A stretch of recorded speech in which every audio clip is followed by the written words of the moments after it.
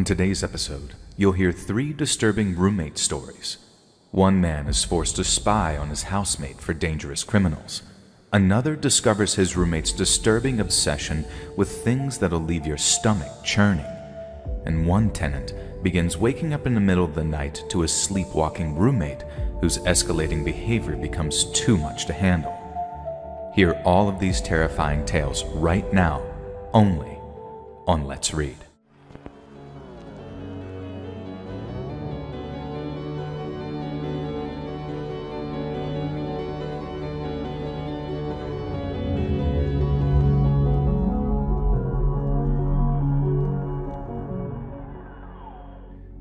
Hey Joel, my name's Phil and I grew up in Tacoma, Washington in the 80s and 90s. Now I didn't do great in school, so I dropped out when I was 17 and got a job working in a bar to get myself some money. I stuck around for about 6 years learning all the tricks of the trade, and then by 2006 I was practically running the place under the guidance of the old owner/manager. That place was my meal ticket, so I ran a tight ship. And if you ask me, we had the best bar in South Tacoma. Well, it turns out someone else thought so too, and that someone ended up making me a job offer I couldn't refuse. It's not there anymore, but there was this restaurant in South Lake Union called Gastropod. And the guy I served drinks to that night was the owner, and he wanted me to be the place's new general manager once the current one turned over his keys at the end of the month. And he was willing to pay me very handsomely for my services. I said thank you and goodbye to the old crew, moved up to Seattle towards the end of the month, and then spent the next few works getting over the imposter syndrome as I settled into my new role. Now I love my job, but the best thing about moving up to Seattle by far was my new apartment. Aside from the steep rent, there was basically no downsides to living there. It was a really nice neighborhood, and when I say it was quiet, I mean it was crazy just how peaceful it was. And that was in no small part down to my roommate, named Adam. And Adam was, in a word, a ghost. It actually took a whole 3 weeks after moving in before I met him, and I tried knocking on his door down in the lobby a whole 3 times and got no answer every single time. I was just getting home from work around 11:30 at night when I ran into Adam in the lobby while he was headed out. And the dude looked legitimately spooked to see me at first, and then even after I introduced myself as his new neighbor, he didn't seem to warm up at all. He wasn't rude really, just anxious. And after he said he worked in tech, I invited him up for a beer sometime, and he replied very nervously saying, "Yeah, sure, maybe," in a way that suggested that he was never going to do that.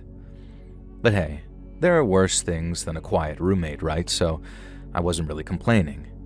And I lived in Seattle for a whole 6 months without anything to complain about, besides the rain, of course. Until one day, when my awesome brand new life turned into a complete nightmare. It started towards the end of March 2007. I finished up at work, said goodbye to everyone and locked up for the night, and then as I was walking along waiting for a vacant cab to appear, a black sedan with tinted windows rolled up next to me. I could spend like a paragraph or two describing the guy who appeared in the open back window, but nothing really sums him up better than Fat Bill Burr. He was bald like Bill, he talked like Bill, and he even laughed like Bill, and the only difference was the guy in the back seat must have had at least 60 pounds on him. In this loud Boston accent, he says to me, "Hey buddy, how's it going?" I told him fine, that I was on my way home, and then he says, "Well, why don't you jump in? I'll give you a ride." I told the guy that I'd rather wait for a cab, and then he responds, "You're the manager of that gastropod place, right?" When I said yes, he told me that that was what he wanted to talk to me about, and if I got into his car and went for a ride with him, I might just find myself looking at a very lucrative money-making opportunity, both for me and the restaurant. I hesitated, but he gave me this look and said, Come on. What do you think I'm going to do? Just get in, and even if it's a no on what I got to say, you got yourself a free ride home." Now, I wasn't some nerd incapable of defending myself, so I got in, and we took off, and I listened to what he had to say. But from the moment he started talking, I knew that I'd made a huge mistake. Now, the first thing he said was basically, all right, I'm going to come clean. I don't give a crap about your crummy job, but you're in the car now, so shut up and listen. The guy's demeanor shifted completely after I got in the car, and I can't lie. It definitely made me a little nervous when he forcibly told me to shut up. And it wasn't just him and a driver either. There was a guy in the passenger seat looking around and very much mean-mugging me. And the guy started off by saying that since he knew where I lived and he knew where I worked, we'd be seeing plenty of each other in the future. And there was no point hiding or any of that crap, as he put it. But if I kept cool and did my job, then, like he said, there was money in it for me. All I had to do was find a way of getting into my roommate's part of the house so I could look for something for him. It was real small, and so small that he might be able to hide it in some pretty creative places, so I'd have to look long and hard if I wanted to find it. But when I did find it, the guy didn't want me to take it. He just wanted me to let him know that it was there and, more importantly, where it was being hidden. Now, I remember kind of reflexively saying, I can't do that, to which he responded that not only could I do what he asked, but I would. He said I didn't look stupid, so he knew I'd do the right thing and do as he asked. I asked what would happen if I didn't, and the implications were clear. He said I'd recognize the thing he wanted me to find from the letters D-FNTL written on it. I didn't have to memorize it, though. I don't even think it was those exact letters either, to be honest, but it'd be the only thing in his place with those letters on it, and then when I found it, all I had to do was tell him it was there. He left a kind of pause, waiting for me to say something, but all I could bring myself to ask was if he was, like, with the CIA or the FBI or something. The guy laughed and then told me if he was, he'd just arrest me and throw my ass in a cell, then threaten me with prison time till I cooperated. But since he wasn't, since he was a nice guy, as he put it, he was going to pay me to do it instead. On the other hand, he could make a phone call to some associates of his who'd head over to my place in the middle of the night and beat the location of the object out of my roommate. But he knew that it'd be noisy and messy and have the cops crawling around, and since I probably had my own stuff going on, I most likely didn't want that. Just to make it clear, I did not have my own stuff going on, and I'd have been more than happy to have gotten the cops involved there and then. But he had that whole thing covered with the next part of his little speech. He said the cops in Seattle were dumb and couldn't run a goddamn bath, let alone a city. And they were also more corrupt than an NBA ref, at least according to him anyway. And so if I talked to them and made any kind of report about him or what was going on with my roommate, he'd know, and there'd be trouble. Now by this point, I'm just a complete mess in my head, and all my energy was going towards not showing that. My head was spinning, I can feel myself sweating, and at one point I was legitimately thinking, this can't be happening. I passed out on the pavement and this freaking fever dream is occurring right now. But it wasn't. What was occurring to me in that moment was real, and there was no getting out of it. The guy even picked up on how scared I was after he directed his driver to take me home, and he started saying how I didn't have to worry about a thing if I just did as he told me. And there was no time limit on it either, since my priority was almost not alerting my roommate that I was going through his stuff. And the guy said if I spooked him, he might leave, and I really didn't want him to do that. If I did, he might leave and take that little object with him, which was something he would not allow to happen. I tried once again to tell him that I wasn't right for the job, that I'd mess it up, and he should just find someone more professional. Now he responded with a pee-wee baseball coach saying stuff like, "Sure you can, kid. You're his roomie. I'm sure he trusts you." And he added that Adam, the name of my roommate there, might even have the object that I was looking for lying around on a coffee table or something. All I needed to do was head down there with a six-pack while the game was on and take a little look around after asking him to use the bathroom. I remember telling the man that Adam wasn't that kind of person, but he only said, "I'm sure you'll think of something, kid. You'll see." And a few minutes later, the guy was dropping me off a block over from my place, saying he'd be in touch the following week.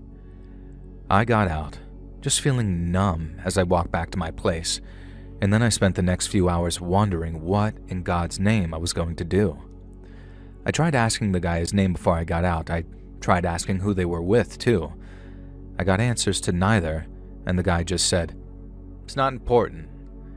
And then after asking me not to slam his door too hard, he and his boys took off into the night. I didn't even try to memorize the license plate because I believe every word of what he said about the cops. And even if he didn't have anyone on his payroll, they wouldn't be able to protect me from him, not in the short term anyway. And so really, what choice did I have other than to do what that weirdo said? And so I spent the next couple of days fixating on two things. Firstly, I wondered how the heck I was going to get into Adam's place without alerting him. And secondly, I wondered who the hell he was to have landed himself in so much trouble. All I knew was that he was anemic looking, worked in tech, and liked to stay out all night. And then if he was just some nerd, why not snatch him off the street, kind of like they did with me, and then get what they wanted that way? And if it was that important, why not just kick his door down in the middle of the night? Why get me involved? Was Adam dangerous, and if so, how? Those are all of the thoughts that were running through my head over the next week or so, and since I didn't know the first thing about robbery or burglary, I figured my best chance was to sort of fake a break-in. I could make it look like something it wasn't, and if the little labeled object I was looking for didn't move, then maybe he wouldn't take off with it. And I was still toying with that idea the next time I ran into the man in the black sedan. Now, I was walking to my car after work when I spotted his car, and while I'd been just about flinching at anything that looked like it for the past week, this was the real deal. The back door swung open, and I heard that same Bill Burr Boston accent say, "Hey buddy, what do you say we have ourselves a little talk?" I thought about running, but I knew that'd just piss him off, and so I climbed into the back seat with him and we had ourselves that little talk. At first, he asked me how things were going, if I'd made any moves yet, stuff like that, and I was honest with him. I told him I was still in the planning stages, that I was pretty inexperienced with things like that, and that he'd have to give me more time, a lot more time to get it done. And the guy kind of nodded, but added that he didn't have all the time in the world, so I should start making moves now. And that's when the second part happened, the scary part, because when I once again suggested that I wasn't the right guy for the job because I didn't have the moves he was referring to, and I was sure that I'd messed things up, the guy asked me, "So how's Annie doing?" Now the question had the color draining from my face. I literally felt lightheaded when he said it, like a damned bobblehead just trying to keep my head pointed the right way up. My heart started beating faster. I got that cold, sweaty feeling all over again, and try as I might, but I couldn't stop my hands from shaking, because Annie was my grandmother's name. Now I didn't act like some tough guy. I didn't tell him if you ever lay a finger on her or anything like that. And I was just too stunned to speak, and I stayed too stunned until the guy reassured me that she wasn't in danger. He just wanted to know how she was doing. I didn't answer him. I just told him I'd have the job done by that time next week. And that's when the third portion of our conversation commenced, and he gave me a little advice. He told me to case the place, familiarize myself with it, and to do it soon. The guy then smiled, asked me not to slam his door again, and that marked the end of our second meeting. I thought about what he said about casing the place, which, for those who don't know, is basically the word criminals use for recon or scouting out or looking around.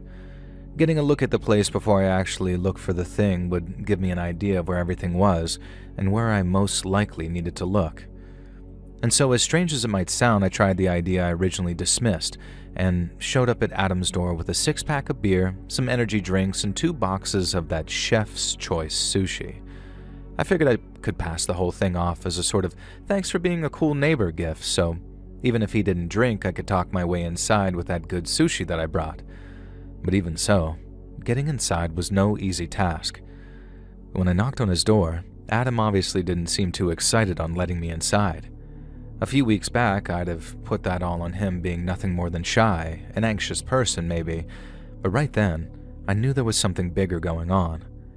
That didn't stop me from keeping my cool, and I guess that was down to me not having to pretend to be interested in him.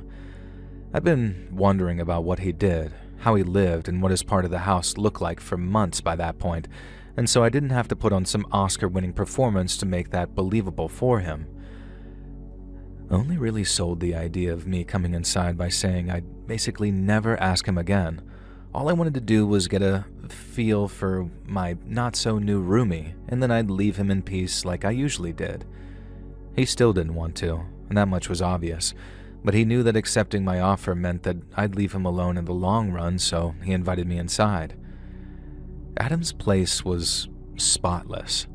The decor was minimal and monochrome, and he didn't have a television that I could even see, and he had those two huge bookcases filled to bursting with all kinds of computer and tech-centric books. And after he put the sushi in his refrigerator, he showed me around a little, not saying all that much, but just trying to be polite, I guess. Now, I started asking about his job, and he said he worked mostly from home, but when I asked to see his setup, he lost what little of the friendliness he had about him and just said no. I tried to play it off like I was just being curious. I wasn't set on inspecting every nook and cranny, even though I was.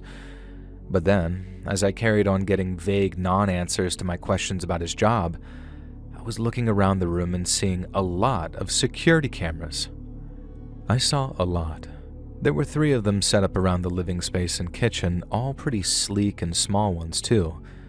But that was 3 more than I had, and seeing as they made my job that little bit harder, I couldn't help but ask about them. Now, I turned it into a little joke, I suppose, asking if he was just paranoid or I needed that kind of equipment for my own part of the house. Adam just kind of looked at me, like he couldn't think of an explanation, and then murmured something about how it was good to be safe. He didn't seem like a bad guy, you know? I mean, maybe it was just how scared he was, but I couldn't imagine him really doing much harm to anyone or really anything. He was just some computer nerd. One that had done pretty good in life to afford that kind of living arrangement, but a computer nerd nonetheless. And if the mysterious man in the black sedan was sort of like the villain of this story, then maybe Adam was the victim. And if both things were true, then I figured it presented me with the perfect opportunity to make myself the hero. Maybe the phrasing of that makes me sound a little up my own ass or whatever, but I can promise you, fear and the relief of having extracted myself from a difficult situation were also very strong motivators here. I knew that I didn't have it in me to get all Mission Impossible and break in there after deactivating his cameras and hacking his computer and blah blah blah Hollywood nonsense. I had to talk to the guy. I mean, really talk to him so we could figure out something together. And it wasn't something I planned before walking into his place. The urge just sort of took me then and there. And when I asked him again why the cameras were there, and I got another non-answer about security, I asked if the reason he wanted security was because he'd taken something that didn't belong to him. And the second I asked him, the friendliness dropped away again, only that time he looked frightened too. He asked who I was, like who I really was, because I guess he figured I worked for someone. In response, I literally said nobody. Absolutely nobody, and I wanted to stay that way too. And then before he had a chance to really panic or anything, I told him exactly what happened with the guy in that black sedan, and how he seemed to know everything, how he was threatening my grandmother, and how he was looking for something that was D-FN or whatever the label was I wrote earlier. Now, I added that all he wanted me to do was report back on where I'd found it, and not to take it. And so whatever it was, he could just leave it someplace, tell me where, and then get the F out of town before the sedan man's goon showed up to collect it, it seemed. I mean, because I was pretty damn sure they'd collect him along with it, and while that'd be rough on my conscience, it'd most likely be even worse for him. Adam agreed, and he actually got kind of emotional as he thanked me for telling him, but I was still very much in the mode of, we need to fix this crap, and now. And so I had to sort of hurry along the buddy-buddy moment and figure out what we were going to do and what was going on. Adam said he needed to copy what was on that drive, as he called it, and he also needed to erase and destroy all the computer stuff he had before leaving. And then including the time he needed to pack some stuff and arrange for some place else to stay, he figured he could be gone in about 12 hours, so 7 o'clock the next morning. And when he left, he'd leave that DF drive, that he called it, tucked behind the back of a picture frame hanging from a wall in his workspace. And that's where I could tell the guy that I'd found it, And since I couldn't do that until the next time I saw him, Adam would have plenty of time to get far, far away from Seattle. He tried to thank me again, but I wouldn't accept it, because it was now all on him to make sure our little deception wasn't uncovered. He needed to put that drive thing exactly where he'd said it'd be, and he needed to keep the hell away from the entire Pacific Northwest for all I cared. Because if they found out I'd helped him, then we'd both be screwed. Adam promised he'd disappear and that the men threatening my grandma would find what they were looking for, just not the only copy of it. And he only very cryptically reassured me that whatever was on that drive, its release couldn't be traced back to the agreement we'd made. I don't know if that was true or not at the time, but I guess me still breathing is a testament to Adam's honesty. At the time, though, nothing could have fully reassured me. And then after shaking his hand and wishing him luck, I went up to my part of the house, and in the morning, he was gone. I honestly thought dealing with the situation would be like a weight off my shoulders. After all, I'd done what was asked of me and located that little drive, so what else was there to worry about? Well, turns out a whole lot actually, because I still needed the guy in the sedan to buy my story and believe that I hadn't tipped Adam off before he vanished. At times I thought about vanishing myself because if this guy saw through my act, and he was probably going to do just that since he seemed to know everything anyway, then I was screwed. Even if they got the little drive thing they wanted, the guy'd be pissed that I'd lied to him, and big successful criminals don't get that way by being nice and forgiving, do they? Well, a few days go by and then lo and behold, I finish work one night to see that same black car sitting a few spaces down from my own. The back door opens up as I approach, and then I sit down in the back seat with that smiling jackass sitting next to me. I didn't have to act like I was sick of seeing him, and neither did I need to act nervous about the drive being where Adam said he'd leave it. So, all in all, I guess I was pretty convincing when I said they needed to make their move so that the drive would still be in the place I found it when they did. I remember saying something along the lines of, "I'm not having you guys blame me if he moves it. I did my part already, now leave me the hell alone." And the guy starts laughing that Bill Burr laugh of his heh heh heh, and then told me to calm down and that he'd make their move that night. He said I better go check in a hotel or something, that I should concoct a story about meeting up with a girl or something to that effect if anyone asked, because when the cops got involved, it'd be easier for me to just say I didn't see anything because I wasn't there. And the last thing I said, and I figured this'd be the last thing I ever said to the guy, was, "What about my money?" Now, don't think I was dumb enough to expect to get paid. I'm not that naive when it comes to the criminal underworld, but I also figured not asking would maybe raise suspicion somehow, so I did. Now, I'm sure this won't come as a surprise to any of you with fully functioning brains, but when I asked to be paid, the guy just laughed that heh heh heh laugh of his and asked me why he'd pay me for something I just did for free. I took the guy's advice. I didn't want to make him think that I had a whole parallel plan going on, so I got the hotel room. And the next morning, when I made my way back to my car and drove home, one of the front doors had been smashed open, and Adam's apartment had been broken into as well. I called the cops, acted totally ignorant of everything, and just like the guy said, I was able to sort of say I didn't see anything because I was in a hotel with a girl that I met at work. And a uniformed cop later asked me why I hadn't brought the girl back to my place, but he seemed satisfied when I looked very sheepish and told him that we didn't want her husband finding out. And he gave me one hell of a judgmental look, but he didn't question anything further. I then had the landlord call me to ask me what the hell was going on, and she stopped by that same afternoon to take a look around. She seemed relieved that Adam's place was the only one targeted and that neither of us had been home when whoever it was broke in. After that, I thought that was pretty much it, that I'd somehow navigated dealing with some big-shot gangster without getting anyone hurt, and given enough time, the info or whatever that Adam got away with might get around to biting big fat Bill Burr on his freaking fat ass. But then came the night he and his boys showed up outside work again, in their big black sedan with its tinted windows. I didn't have to act or play pretend when I responded, I thought we were done. What else do you want from me?" But that time, Big Bill Burr didn't play pretend either. He didn't say, "Oh, hey buddy, how's it going?" like he normally did. He just leaned out a little and then growled at me to get in the car before he had his guy drag me in. Now I knew that was the last time, I didn't, but that's what I told myself as I headed for the car. Just one more time, and then this whole goddamn nightmare is over. I thought it'd be the easiest one, with all the hard stuff having been and gone, and I even figured that the guy might even see it good to pay me now that he'd gotten what he'd wanted. But that's not what happened. After I climbed into the back, and one of Fat Bill Burr's goons closed the door behind me, I tried to basically go on the offensive. Any kind of nervousness, and I might as well just write "I tipped him off" on my forehead with a Sharpie. But even after saying, "What do you want now, dude? You said we were done," he completely shut me down by saying, "I know what you did." I had to keep going. I couldn't just quit right there and then, and so I pushed back saying, "Yeah, you do. I risked going to jail for you, maybe even got myself shot. But here you are, still bothering me." I didn't get past the "here you are" part before they cut me off again. Told me the only reason I was still alive was because he couldn't prove that I tipped off my roommate. He admitted to getting his hands on that drive, the one with a DF code on it.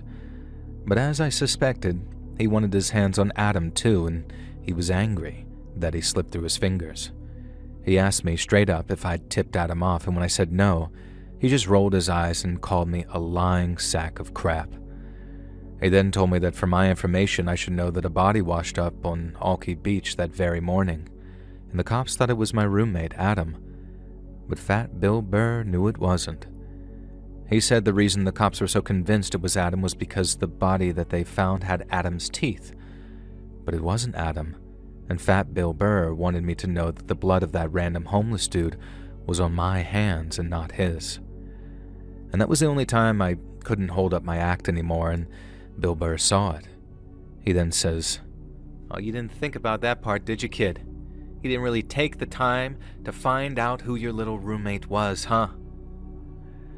I think I must have stammered or made some gesture because he seemed to know what I was going to say and anticipated it with, "You didn't need to know, so we didn't tell you.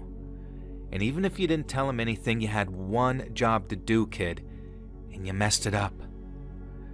I remember telling the most unconvincing lie ever, saying I swear I didn't tell him. But all that guy said in response was, "Get out of my car," before reminding me once again not to slam his door. And that was the last I saw of Fat Bill Burr. I wasn't sure, and I'm still not 100% sure if this guy just sort of made all that stuff up as a way of making me feel guilty. Killing me was just more trouble, and I guess so was beating the crap out of me and giving me a real reason to go to the cops. But planning something like that in my head, a lie that I couldn't never really confirm or disprove, I think that was supposed to be his parting shot. I'm happy to say that it didn't hit the target, not after a while anyway. I did a whole bunch of digging online and not a single body has been brought in from Alki all year, and the last being maybe 18 months previous to this. So Fat Bill Burr just had to have been lying, I think. Adam wasn't a bad guy. He might have done something dumb to have the mob on his ass like that, but I feel pretty confident that I'd done the right thing in warning him. I still feel that way, and I feel like I managed to navigate my ship through some very stormy waters, and somehow I managed to thread the needle in a way that saved both mine and Adam's asses. I feel pretty proud of myself sometimes, and it reminds me that taking the hard road and doing the right thing even when it's tough and scary is always the right way to go. But if I go the rest of my life never having to make tough choices like that again, I'll be a very happy man, and wherever Adam is these days, I hope he's okay, and that him and that Fat Bill Burr will never cross paths again.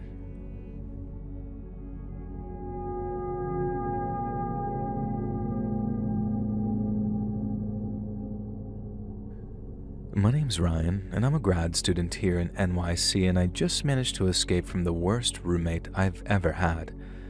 I've been a fan of the show for a while now, and I've always kind of hoped that I'd never have a reason to contribute.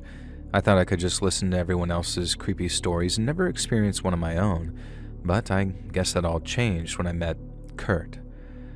I won't bore you with all the ins and outs of my housing situation in September last year, but let's just say that I needed a place to stay, and I needed it badly, and so I ended up going to view a single room in a shared apartment where my roomie would be a guy called Kurt. And Kurt wasn't there during the viewing, and I'm guessing that not only was that on purpose, but the landlord had the place scrubbed down to make it look like a regular, sane person lived there. After some couch surfing, I moved in on a 6-month contract starting October 1st of last year, and when I first met Kurt, I had absolutely no measure of what a creep he was going to be. He seemed like a quiet guy, into his old-school heavy metal with his long red hair and beard, and I honestly figured the only issue might be loud music or something like that. But pretty quickly, Kurt showed his character. And the first thing, and probably the least creepy thing relative to everything else, was his music. He played bass guitar, and at first me and him were pretty cool, so I asked him what band he was into after hearing him play one day. Now, he was into much more extreme stuff, but we talked about bands like Sabbath, Zeppelin, and my personal favorite, AC/DC, for a while, and it was cool to find some shared interests. But then, Kurt asked if I wanted to listen to something he wrote. Now, I responded saying, sure, go ahead, and then he gets out his phone and starts playing this recording that's just his bass line and a drum track. It sounded pretty cool at first, like kind of creepy sounding, but still pretty good, and it kind of reminded me of Dawn Patrol by Megadeth, if you know the song. Some vocals kicked in, something kind of weird sounding I had to almost concentrate on to hear, but then I realized I wasn't hearing anyone singing. It sounded like a young woman talking, and she sounded very upset. I figured it was some kind of spoken word thing that he was working on with someone, but then, as the girl kept on talking, I realized that she was the survivor of a violent, carnal assault, and that she was recounting her experiences either in court or some kind of police tape. I said, dude, is it real? And not like a sort of, oh man, that's cool kind of way, like, what the F kind of way. But Kurt just smiled and nodded and then started telling me about the exact crime it was from and things like that. I didn't say it to his face, but I thought using that audio was in very, very poor taste. But like I said, I didn't want to start an argument or cause any tension, and so I just palmed him off with something like, good art is always provocative, I guess, and then turned our talk onto something else. I only had to live with the guy, and I didn't think his weird taste in tunes meant that he was a serial killer or anything like that, but then I guess in that department, the thing he did next did him no favors. So I come home, I'm hungry, I open the fridge, and there's a bunch of what looks like organ meats in unlabeled jars, and the whole fridge stinks like vinegar. I felt like his stepdad or something going up to his room and asking him, like, hey buddy, what's that you left in the refrigerator there? It's awfully stinky for shared food storage, don't you think? Now Kurt's just sitting there, blasted out of his skull and listening to the Melvins, and while yes, the Melvins rule, they don't pair well with pickled organ meats. Kurt apologized, told me they were sort of not-so-live models for an art project that he was working on, and said that he'd have them out of the fridge by the end of the week. Again, this wasn't so bad because while it wasn't nice looking at a shriveled-up pig's heart every time I grabbed some creamer, it wasn't affecting my quality of life or anything like that.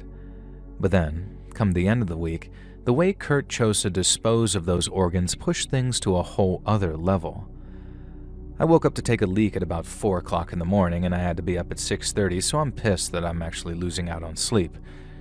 I hit the upstairs hallway in my boxers, breathing through my nose, all half asleep, and then, bam, this smell like sour death just punches me in the nose. I can hear frying coming from downstairs, and so I kind of knew what Kurt was doing before I saw it. But I went down anyway to make sure, and when I saw him frying those pickled organs in a goddamn pan, I said, dude, what the actual F are you doing right now? Again, Kurt was all apologies like he always was. I promise that's not a Nirvana reference, but that time I was actually pissed off. Because once I went back up to bed, all I could smell was that sour death smell after it had gotten into my room. I couldn't go back to sleep at all. Like half because of the smell and half because of how mad I was that he'd try and cook that crap at 4 in the goddamn morning. It made him sick too, like he pretty much occupied the bathroom for the next 48 hours, meaning that I was relegated to peeing in bottles whenever he was camped out in there or whenever I was too scared to witness the aftermath. And that kind of knocked the pep out of him for a while, I suppose, because there was no more weird behavior out of Kurt, at least none I could see.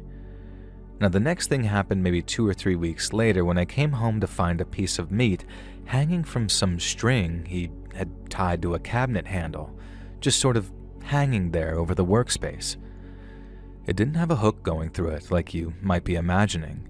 It was sort of all wrapped up and tied in a string, but then the string had little tiny pieces of metal hooked on them, and so the meat looked like it had maybe 4 or 5 of these little metal tags on it. Each tag had weird little symbols on it that was different to the others. Now right away I'm thinking, Kurt, what the hell, man? And while I wanted to just toss it because it was a freaking dripping onto the counter, I just wrapped it up in plastic and put it in the fridge for him. Kurt comes home asking why I moved his meat and then asked me not to do it again because he was curing it. I asked him if he put any salt on it, like fully knowing that he didn't because I saw it, and when he said no, I said he needed to put a lot of salt on it if he wanted to cure it. Now he says, "Oh, okay, thanks." And then when I visit the kitchen, there it is again. No salt, no rub, no nothing. It's just there. I looked up how to cure meat, and what I read says you actually do gotta put it in the fridge while it's salted, and so at that point I'm thinking, okay, why the hell is he lying to me? I didn't want to argue with him. I like the quiet life, you know? And so instead of actually telling him what a disgusting creep he was being with his little hellraiser ornament, I very politely suggested that he keep his meat in his bedroom so he wasn't making the kitchen unsanitary. I also added that he was going to make it a safety issue. I had no choice but to contact the landlord. I wasn't a dick about it. It was more like, just work with me, dude. And since he wasn't a total a-hole, Kurt agreed to do just that and keep his meat in his room. The final straw was when the smell of rotten meat started seeping out from under his bedroom door, and then it wasn't long before I noticed an uptick of flies in our apartment. I got in touch with the landlord and asked him to perform some kind of apartment inspection so he could personally tell Kurt to stop just letting raw meat rot in his bedroom. He said he was busy for a couple of days and he would be over the first chance he got. But before then, I realized why the apartment was starting to smell worse and worse. It wasn't just seeping out from Kurt's door. He was hiding pieces of it around the apartment and letting it rot. He didn't get violent or yell at me when I confronted him about it. He gave me some evil-looking death stare, but he didn't say anything. He just slammed his bedroom door in my face, told me he didn't want to talk to me anymore, and at that I called the landlord again and told him not to bother coming over, or at least not on my behalf anyways, because I wanted out. I still had to pay him a month's rent at the start of this month, but I honestly thought it was worth it just to get away from Kurt in that apartment. I think he's a scumbag because I figured that he deliberately hid Kurt's character from me, who, by the way, was having his rent paid by his goddamn parents. I also used to wonder how he could afford to live there without any discernible source of income, but on the way out, the landlord mentioned it and it all suddenly made sense. The same landlord actually offered me an alternative place to stay, but there was no way in hell that I was about to trust him again. Not after he basically tricked me into living with a freak like Kurt.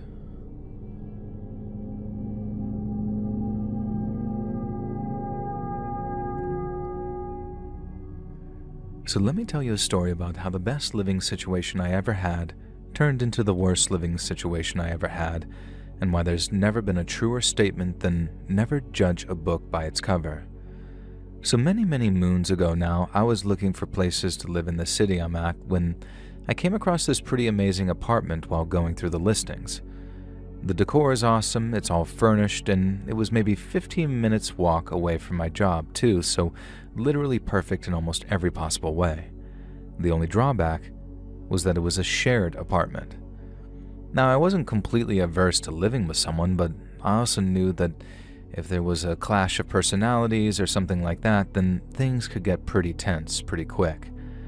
I'd previously lived with a guy, I'm a guy myself by the way, who could only be safely described on YouTube as a Neolithic savage, because if I go into any detail, I'll probably get this video flagged if you actually read it. Now my point is, I knew that there was no point in me living in that place if the roomie was going to be difficult, and so I asked the landlord if I could meet him during the viewing, and that is how I met Todd. And Todd seemed like the dream roommate, honestly. He said he worked a lot and that he liked going to the gym and all of that in his spare time, but when he said that he'd be out of the apartment a lot, he wasn't kidding. I had the whole place to myself pretty much all day, every day, and the only times that I'd catch him chilling on the couch was when the game was on or when he had an injury or something like that. But even when he was home, I was stoked to have him around. He was a funny guy, he was clean, and he was chill too, so generally nice and easy to live with. But then came the night when everything changed. So the place had these 2 big bedrooms, these ensuite bathrooms, the works. Mine had a lock on the door too, but I didn't think that I'd need it, you know? Todd was a respectful and mature enough person to knock before entering and whatnot, so while I briefly considered using the lock, in the end I was sort of thinking, why bother? Now anyways, I've been living there for just over a month with absolutely zero complaints all around, and the whole time, Todd was the ideal roomie. But then one night, I woke up needing to pee in the middle of the night like usual, and when I rolled over in bed, all I could see was this dark figure standing by the open doorway. And I freaking screamed so loud. I pretty much dived backwards off the bed, still screaming at the top of my lungs. Then by the time I grabbed the little folding knife I kept in the drawer, Todd had switched on the light.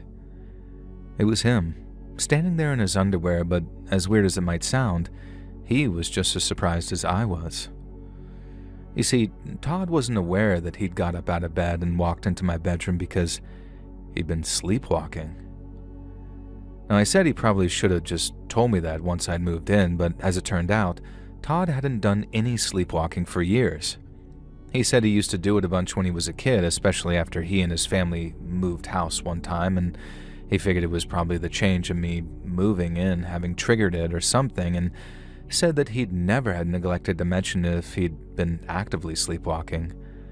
I just wanted to get to sleep, honestly, so I just told him everything was fine and then went back to bed.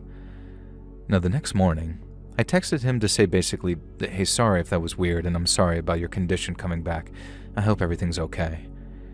He told me we were good, but that maybe I should start locking my door in the future.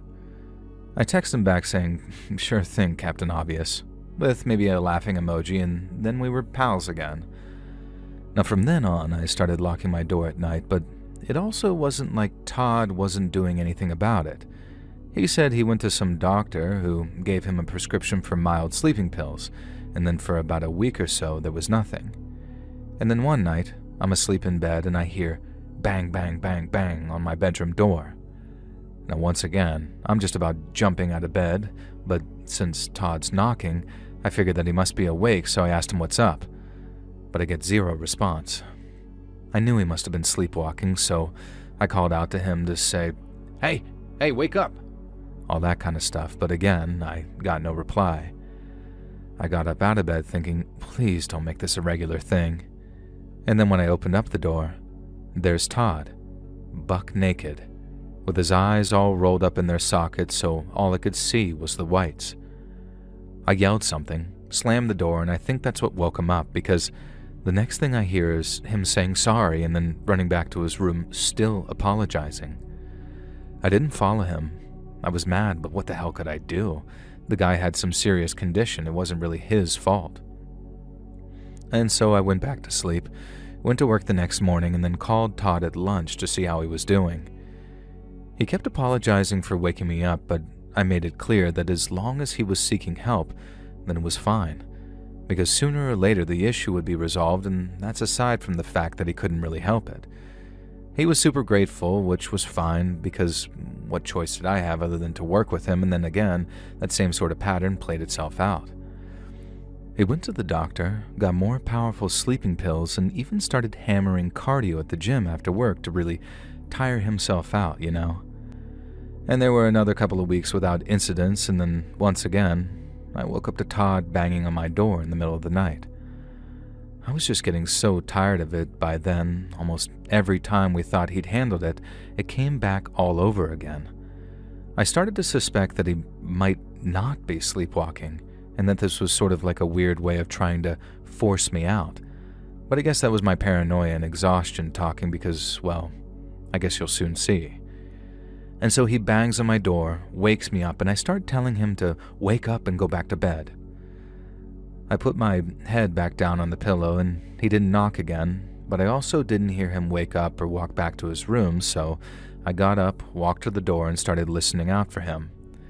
I figured that he might have maybe quickly walked off to another part of the house, but I also didn't want to just open my door up just in case he was standing there naked again.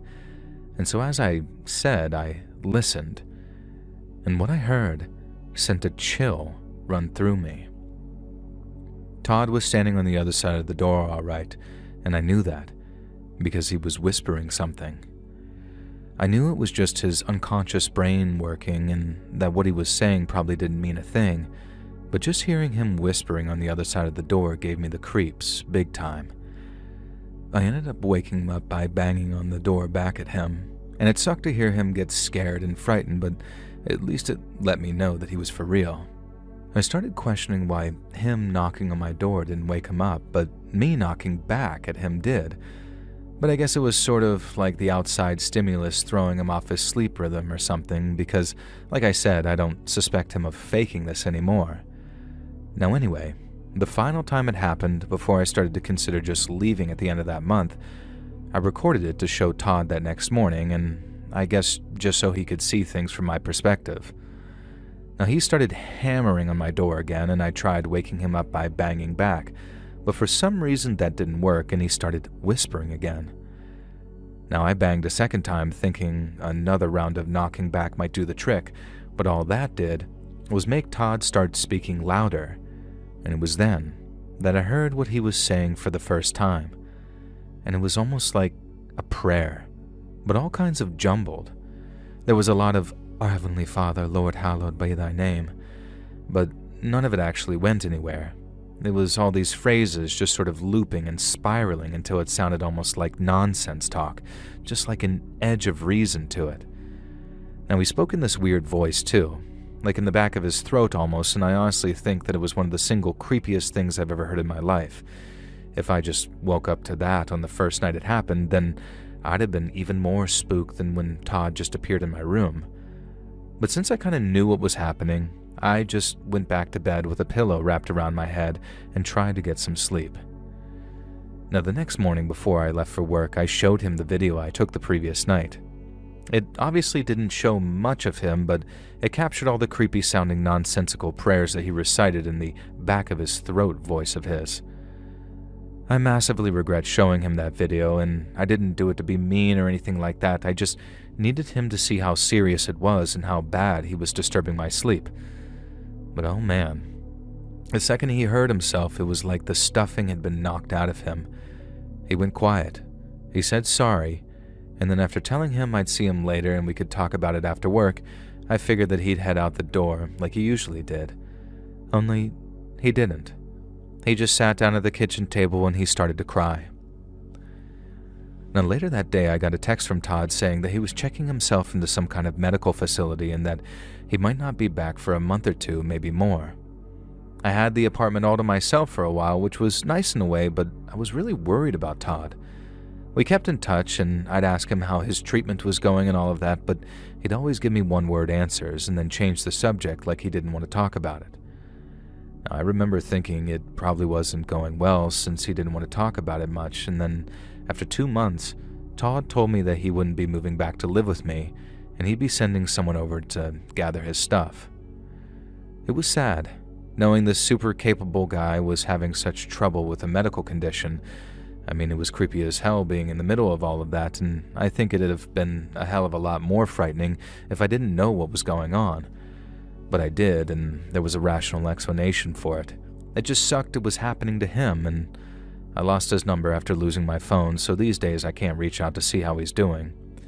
So Todd, buddy, if you just so happen to be listening to this somehow, I hope you're doing much better, and I still think about you from time to time. Hey friends, thanks for listening.